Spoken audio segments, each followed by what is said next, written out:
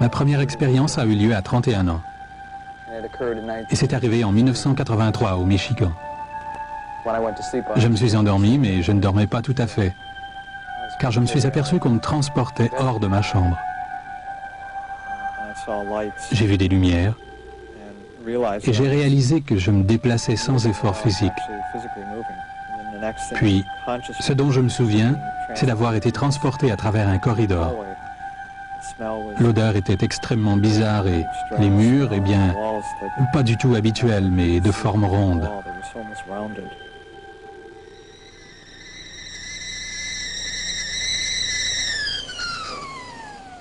Lee a partagé son expérience avec les membres de sa famille. C'était un enfant merveilleux. Il était affectueux, doux, très sensible et curieux. Un enfant modèle typique. Je n'étais pas sûre et je me demande encore s'il rêvait ou si c'est vraiment arrivé. Je crois Lee, mais je ne suis pas convaincue. Si je savais que c'était vraiment arrivé, j'aurais peur. J'aurais peur pour Lee et je crois que j'aurais peur pour nous tous. Je me suis carrément senti violé. J'avais perdu toute notion de contrôle. Et ce qui m'est arrivé c'était comme un viol. C'était un viol au plus haut degré.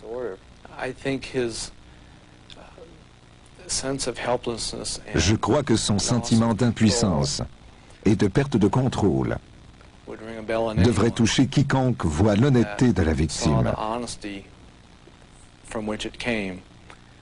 Je suis également un auxiliaire médical et la peur que je vois dans les yeux des gens qui croient qu'ils vont mourir, c'est la même peur, la même angoisse que je vois dans les yeux des personnes victimes d'un enlèvement par des extraterrestres.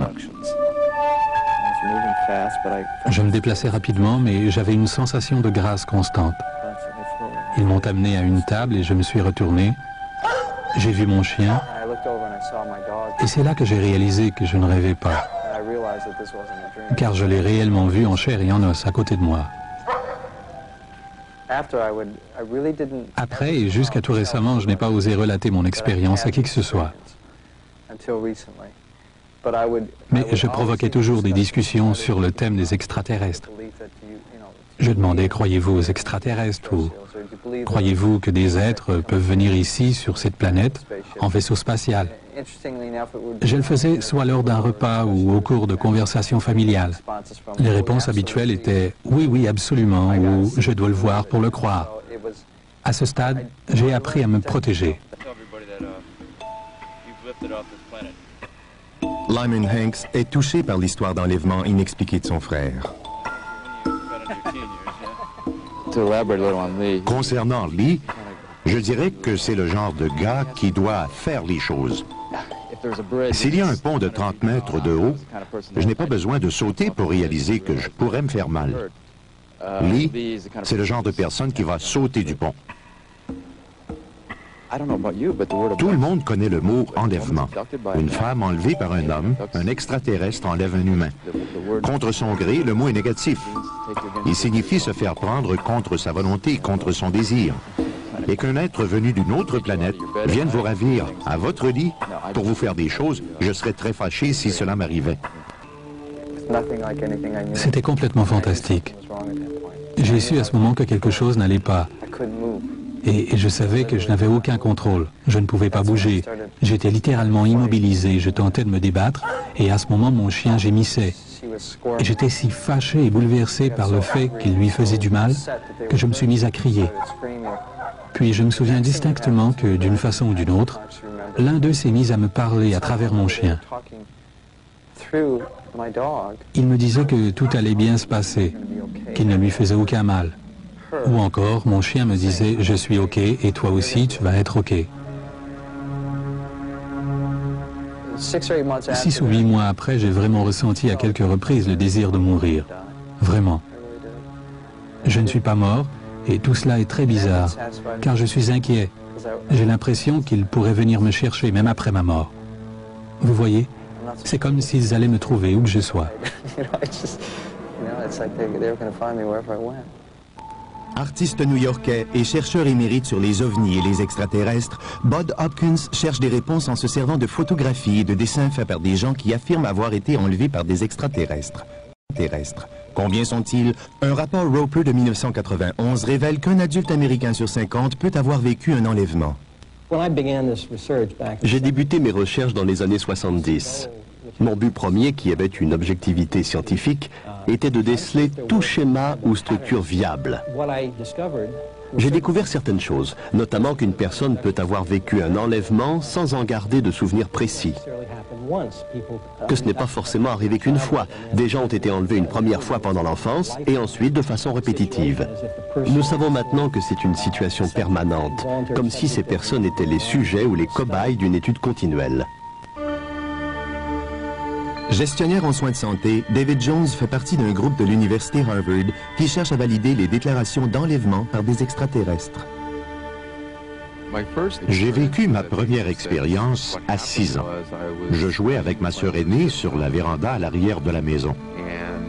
Je me suis retourné vers la droite et sur le mur de la maison, j'ai vu ce visage horrible. Et ces énormes yeux noirs m'ont fixé à un point tel que j'ai été paralysé. En me remémorant l'événement et en l'analysant, j'ai découvert ce qui est arrivé. Je me suis fait enlever par 3 êtres différents. Lorsque j'étais paralysé, 3 êtres sont sortis du mur, des petits êtres gris, et ils m'ont communiqué des choses. Le docteur John Mack est un psychiatre de Harvard, lauréat du prix Pulitzer et auteur du livre Abduction, dans lequel il rapporte sa méthode de régression hypnotique pour aider ses patients à recouvrer des souvenirs de leur enlèvement par des extraterrestres. Chacun de nous a un rôle et chacun de nous a une fonction. La mienne, apparemment, est d'être cette voix issue du centre de l'establishment. Un psychiatre d'une université reconnue qui a dit « Hey, tout n'est pas comme nous le croyons ».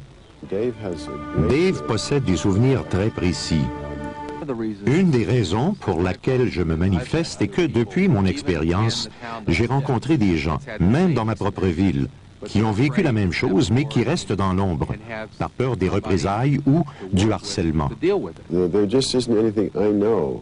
À ma connaissance, il n'y a rien de semblable dans ce monde.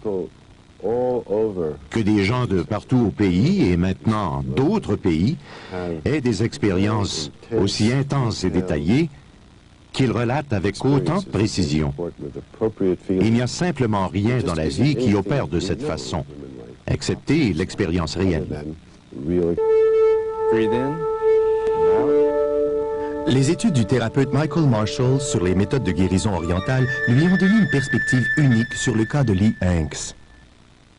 De mon point de vue, le traitement d'une victime d'enlèvement par des extraterrestres n'est pas différent du traitement d'un calcul biliaire. Le corps se déforme selon un certain schéma après toute forme de stress. S'il y a quelques faiblesses dans le corps, cela se produit selon un certain modèle, et c'est ce modèle qu'il faut traiter. En tant que thérapeute, il ne m'importe pas de savoir si l'expérience avec l'extraterrestre a vraiment eu lieu. Le patient ressent la même angoisse, que l'événement soit réellement arrivé ou non.